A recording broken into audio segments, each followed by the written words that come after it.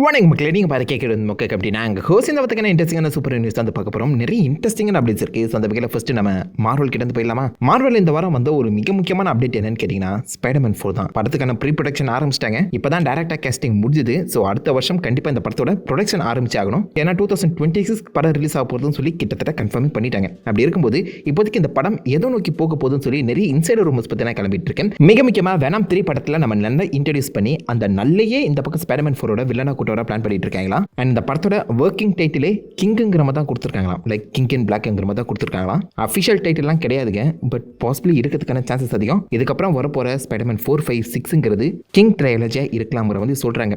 So 1, 2, 3 home ட்ரைலஜியாக இருந்துச்சு. இதுக்கப்புறம் king ட்ரைலஜியாக இருக்கலாம் பேசுகிறாங்க. உண்மையானு தெரியல, ஆனால் கேட்க நல்லா இருக்குது. நல்லது தான்.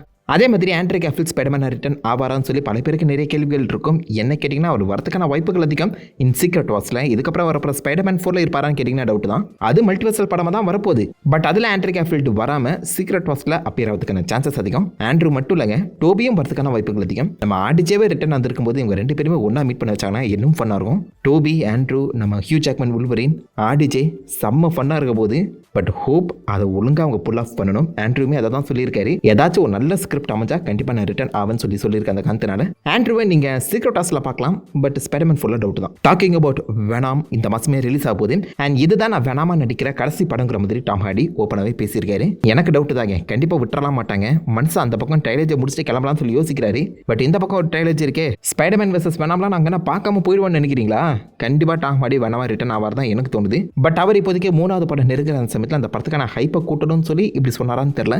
கண்டிப்பாக Tom Hardy versus Tom Holland பார்த்தே ஆகணும். ஸோ அதுக்காக வச்சு ரிட்டர்ன் ஆவார். பாசிபிளி அவர் வெனாமா நடிக்கிற கடைசி சோலோ படம் இதுவாக இருக்கலாம். இதுக்கப்புறம் வெனாம் ஸ்பைடர்மேன் டீம் அப் மூவில தான் வருவார்னு தோணுது. பார்ப்போம்.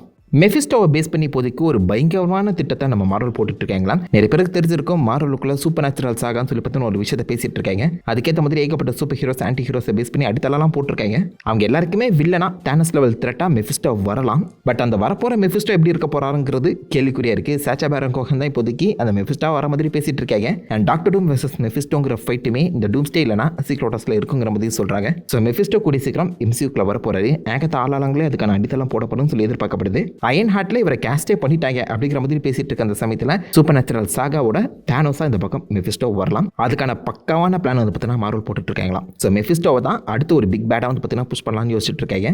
Which is really good thing. Supernatural சாகாவுக்கு அவரே வில்லனா வரலாம். கன்ஃபார்ம்டில் ஆனால் கேட்க நல்லா இருக்கு. அதே மாதிரி ஃபேண்டாஸ்டிக் 4 படத்துக்கான அந்த ப்ரொடக்ஷன் ஒர்க் போயிட்டு இருக்கு, எல்லாருக்குமே தெரியும். ஸோ அந்த படத்தில் ஒரு ஃபீமேல் வெர்ஷன் சில்வர் சஃபரை காமிக்க போறாங்க, எல்லாருமே கேள்விப்பட்டிருப்பீங்க. பட் அந்த படத்தோடய அந்த சில்வர் சஃபரை முடிச்சு விட்டு எம்சியூக்குள்ள ஒரு மேல் வெர்ஷன் சில்வர் சஃபரை தான் காமிக்க யோசிச்சுட்டு இருக்காங்களா. அண்ட் அதை பேஸ் பண்ணி ஒரு ஸ்பெஷல் பிரசன்டேஷன் இப்போதைக்கு ப்ரீ ப்ரொடக்ஷன்ல போயிருக்காங்க. மேட் செக்மன் அந்த ஃபேண்டாஸ்டிக் 4 படத்தை எடுக்கிற அதே டைரக்டர் தான் இப்போதைக்கு இந்த சில்வர் சஃபரோட ஸ்பெஷல் பிரசன்டேஷனை ப்ரொடியூஸ் பண்ண போறானா.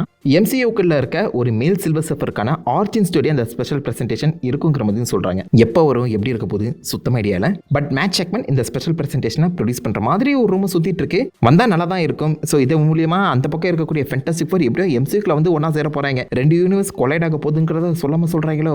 ஏன்னா சேம் டைரக்டர் இந்த பக்கம் ப்ரொடக்ஷனுக்குள்ளேயுமா வரும்போது எனக்கு என்னமோ சந்தேகமாக தான் இருக்கு.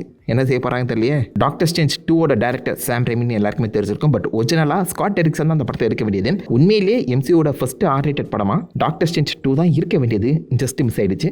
இப்போதைக்கு R-rated படங்கள் மிகப்பெரிய கல்லா கட்டுற அந்த சமயத்தில் டாக்டர் ஸ்ட்ரேஞ்ச் 3 R-rated சாம் ரெய்மியை வச்சு திரும்ப எடுக்கலாம் சொல்லி பார்த்தா யோசிச்சுட்டு இருக்காங்களா. சாம் ரெய்மி இந்த முறை டாக்டர் ஸ்ட்ரேஞ்ச் 3க்கான ஸ்கிரிப்ட் முதற்கொண்டு ஒர்க் பண்ண போறாங்க. அண்ட் சொல்ல முடியாது R-rated இருக்கிறதுக்கான சான்சஸ் அதிகமாக இருக்கு. டாக்டர் ஸ்ட்ரேஞ்ச் 2 செட் ஆகாம போனதுக்கான முக்கியமான காரணம் அந்த படத்துக்கும் அதுக்கு முன்னாடி அந்த கதைக்கும் சம்மந்தம் இல்லாமல் ரைட்டிங் பண்ணதான். வாண்டா விஷனே பார்க்காம உட்காந்து இந்த கதையை வேற மாதிரி எழுதி அந்த கேரக்டரே மொத்தமாக குழப்படிக்கிறது மட்டும் இல்லாமல் திடீர்னு சாம் ரெய்மியை உள்ள கூட்டிட்டு வந்தது நிறைய பேருக்கு பிடிக்காம போயிடுச்சு. அண்ட் சாம் ரெய்மியே கொஞ்சம் தடுமாட்டம் தான் சொல்லணும். ஸோ இந்த முறை அவர் உண்மையிலே இந்த ஸ்கிரிப்டுக்குள்ள இறங்கி வேலை செய்ய போகிறதா பேசிட்டு இருக்காங்க. அதுதான் கரெக்டாக இருக்கும். ஸோ சாம் ரெய்மி இறங்கி டாக்டர் ஸ்ட்ரேஞ்ச் 3 எடுக்கிற மாதிரி இருந்தால் ஃபன்னாக இருக்கும் நம்புறேன். என்ன கேட்டிங்கன்னா சாம் ரெய்மியை விட டாக்டர் ஸ்ட்ரேஞ்ச் 1ஓட டேரக்டர் ஸ்காட் டெரிக்சனே ரிட்டர்ன் ஆனார்னா இன்னும் பெட்டராக இருக்கும். அது ஒரு பியூர் R-rated ஹாரர் வைப்ல குத்தானா வேற லெவலில் இருக்கும். சூப்பர் நேச்சுரல் சாக வேற பிளான் பண்ணிட்டு இருக்க அந்த சமயத்தில் எல்லாம் பக்காவாக ஒர்க் அவுட் ஆகும். மார்வலே சான்ஸை மிஸ் பண்ணாதீங்க. உங்களுக்கு சாம் ரெய்மி வேணுமா இல்லை ஸ்காட் டெரிக்சன் வேணுமா டாக்டர் ஸ்ட்ரேஞ்ச் 3க்கு கிழக்காம பண்ணுங்க. அண்ட் ஃபைனலி முடிஞ்சு போன விஷயம் தான் மனசு ரணமாக இருக்குது. அதுக்காக சொல்கிறேன், என்கேம் படத்தில் கண்டிப்பாக நிறைய பேர் எதிர்பார்த்த ஒரு முக்கியமான fight Hulk versus Thanos. Original ஸ்கிரிப்டில் இது இருந்துச்சுன்னு சொல்லி எப்போ நான் சொன்னேன் பார்த்தீங்களா, அதுக்கான அஃபிஷியல் அப்டேட் வந்து பார்த்தீங்கன்னா இப்போ லேட்டஸ்ட்டாக கிடச்சிருக்கு. comic.com அவங்க வந்து பார்த்தீங்கன்னா மார்வலோட முக்கியமான என்கேம் கிளிப் புக்ஸ் கான்செப்ட் ஆர்ட்டில் வந்து பார்த்தீங்கன்னா ரிலீஸ் பண்ணியிருக்காங்க. அதில் சில கான்செப்ட் ஆர்ட்டில் இந்த பக்கம் நம்ம கேப்டன் அமெரிக்கா அந்த அவெஞ்சர்ஸ் அசெம்பிள் சொல்கிற அந்த ஃபார்மேட்டே கம்ப்ளீட்டாக வர மாதிரி இருந்தாலும் முக்கியமாக இந்த கான்செப்ட் ஆர்ட் பாருங்க, ஹல்க் வெர்சஸ் தானோஸோட ரீமேட்சுக்கு. So original story board and ஸ்கிரிப்டில் வந்து பார்த்தீங்கன்னா ஹல்க் வெர்சஸ் தானோஸுங்கிறது இருந்திருக்கு. பட் அதை படமாக கொண்டு வர மிஸ் பண்ணிட்டாங்க. ஏன்டா இப்படி பண்ணுறீங்க? என் கேமில் நம்ம தானோஸ் கூட சண்டை போடணும்னு நினச்ச 2 கேரக்டர் ட்ராக்ஸு, ஹல்க்கு, அட்லீஸ்ட் ஒரு 30 செகண்ட் ஆச்சு ஃபைட் வந்து பார்த்தீங்கன்னா உள்ள இன்வால்வ் பண்ணி தான் சூப்பராக இருந்திருக்கும். ஃபேன்ஸ் ரொம்ப நாளாக கேட்டுட்டு இருந்தாங்க Hulk versus Thanos rematch. Original story போர்டில் எழுதிட்டு அதை படமாக்காமல் விட்டுருக்காங்க பார்த்தீங்களா. இது ஆக்சுவலாக ஷூட் பண்ணலை, ஸ்டோரி போர்டோடையே முடிச்சிட்டாங்க. பட் வந்துருந்தா நல்லா இருக்கும். ஹல்க் வெர்சஸ் தானோஸ் யார் ஜெயிச்சிருப்பான்னு நினைக்கிறீங்க ரீமேட்சில்? அது மட்டும் இல்லாமல் இப்போதைக்கு கேப்டன் அமெரிக்கா பிரேவ் நியூ வேர்ல்டோட போஸ்ட் கிரெடிட் சீனுங்கிறது வேர்ல்டு வார் ஹல்க்குக்கான லீடப்பாக தான் இருக்க போதுன்னு சொல்லி ஒரு ரூம் சுற்றிட்டு இருக்கேன். ரொம்ப நாளாக ஹல்க்குக்கான சோழ படம் வரப்போதுன்னு சொல்லிட்டு இருந்தாங்க. மேபி வரப்போகிற அந்த படமே வேர்ல்டு வார் ஹல்காக தான் எப்படி இருக்கும். #ஜஸ்டிஸ் ஃபார் ஹல்க்டாயப்பா. இதோட மார்வல் அப்டேட்ஸ் முடியுது. அப்படியே நம்ம டிசி சைடில் போகும்போது ஜோக்கர் 2 இந்த வாரம் ரிலீஸ் ஆயிருந்துச்சு. எதிர்பார்த்ததை விட 3 மடங்கு கம்மியாக கலெக்ட் பண்ணியிருக்காங்க. ஒரு பெரிய ஃப்ளாப்புங்கிற மாதிரி தான் பேசிகிட்டு இருக்காங்க. இப்போதைக்கு 5 நாள் வீக்கெண்ட் கலெக்ஷனே வெறும் 121 மில்லியன் தான். அடுத்த வாரம் இது அப்படியே ட்ராப் ஆகும், பாதியாக குறையும். ஜோக்கர் 2ஓட பட்ஜெட் 200 மில்லியன் சொல்லிட்டு இருந்தாங்க. இந்த படத்தோட லைஃப் டைம் கலெக்ஷனே 150 180 மில்லியனுக்குள்ளே தான் இருக்குங்கிற மாதிரி பேசுகிறாங்க. ஜோக்கர் 1ஓட கம்பேர் பண்ணும்போது ஒரு மிகப்பெரிய ஃப்ளாப்புன்னு சொல்லலாம். பேராசை பெருநஷ்டம் சொல்லுவாங்களே, WBக்கு அது பெர்ஃபெக்டாக போகிறதுங்க. ஜோக்கர் 1 அப்படியே இருக்க விட்டுருக்கணும். ஜோக்கர் 2லாம் தேவையில்ல தாண்டி அப்படி எடுக்கிறதா இருந்தால் ஒரு வித்தியாசமான ஸ்கிரிப்டோட வந்துருக்கணும். ஏதாச்சும் ஒரு ஜானரை ஃபோக்கஸ் பண்ணியிருக்கணும். குப்பை மாதிரி எடுத்து வச்சுக்கிட்டு படம் ஓடணும்னு நினச்சாங்கன்னா எப்படா ஓடும்? டாட் ஃபிலிப்ஸ் கூட இதுக்கப்புறம் எந்த ஒரு டிசி படமும் எடுக்கிற ஐடியாவே இல்லைங்கிற வந்து சொல்லியிருக்காங்க. அதனால அவ்வளோதான், வேக்கன் ஃபீனிக்ஸோட அந்த ஜோக்கர் மொத்த யூனிவர்ஸும் முடிச்சு விட்டீங்க போங்க. லெகசியை உடச்சி முடிக்கிறீங்களாடா, அதான வருத்தமாக இருக்குது. Super girl woman of tomorrow அந்த படத்துக்கான ப்ரீ ப்ரொடக்ஷன் ஒர்க் போயிட்டு இருக்கு. இப்போதைக்கு அந்த படத்தோட வில்லனை கேஸ்ட் பண்ணியிருக்காங்க. கிரிம் ஆஃப் த எல்லோ வேர்ல்ட்ஸ் அவர் தான் வில்லனாக வரப்போறாரு. அந்த காமிக்கில் இருக்கிற வில்லனாக தான் கூட்டு வந்திருக்காங்க. மேத்தியஸ் கார்ஹெட்ஸ் அவர் தான் பார்த்தீங்கன்னா அந்த வில்லனாக நடிக்க போறாரு. கேஸ்டிங் நடந்திருக்கு. ஆல்ரெடி சூப்பர் கேர்ள் சூப்பர்மேன் படத்துலேயே அப்பியர் ஆயிடுவாங்க. அவங்களுடைய பேக் ஸ்டோரி சொல்கிற மாதிரி தான் அந்த சூப்பர் கேர்ள் படமே இருக்க போதான். அண்ட் காமிக்கில் வந்து அதே ஸ்டோரி தான் கொஞ்சம் பட்டி டிங்கிரிக் பண்ணி அடாப்ட் பண்ணுற மாதிரி பேசிட்டு இருக்காங்க. நல்லா இருக்கும் தாங்க எனக்கு தோணுது. பிகாஸ் காமிக் ஸ்டோரிஸ் நம்ம வைப்ரண்ட்டாக நம்ம சூப்பர் கேர்ளோட ஒரு இன்னொரு பாதையை வந்து காமிக்கும். இந்த வில்லன் வந்து ரொம்ப சேலஞ்சிங்லாம் கிடையாது.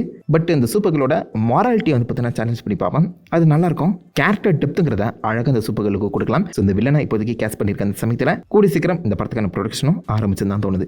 ஜேம்ஸ் கன் DCAக்குள்ள ராபின் கிராஸ் ஓவர் ஒரு படத்தை கன்ஃபார்ம் பண்ணியிருக்காரு, டைனமிக் டிவோர்ஸ். ஸோ இதில் நம்ம நைட்விங், டிக் கிரேசனும் ரெட் ஹுட், ஜேசன் டாடும் ஒன்றா இருக்க மாதிரி ராபின்ஸாக இருக்க மாதிரி ஒரு கதையை அனிமேட்டட் ஸ்டைலில் வந்து பார்த்தீங்கன்னா ப்ரெசென்ட் பண்ண போகிறாங்க. அது வந்து தியேட்டர் ரிலீஸாக இருக்க போதுங்கிறதுமே கன்ஃபார்ம் பண்ணியிருக்காங்க. So Spiderman into the Spider-Verse ஸ்டைலில் ஒரு அனிமேட்டட் படத்தை நீங்கள் கூடி சீக்கிரம் DCAக்குள்ளே எதிர்பார்க்கலாம். ரிலீஸ் டேட் சொல்லலை, பட் இது ஒரு அனிமேட்டட் படமாக தான் இருக்க போது.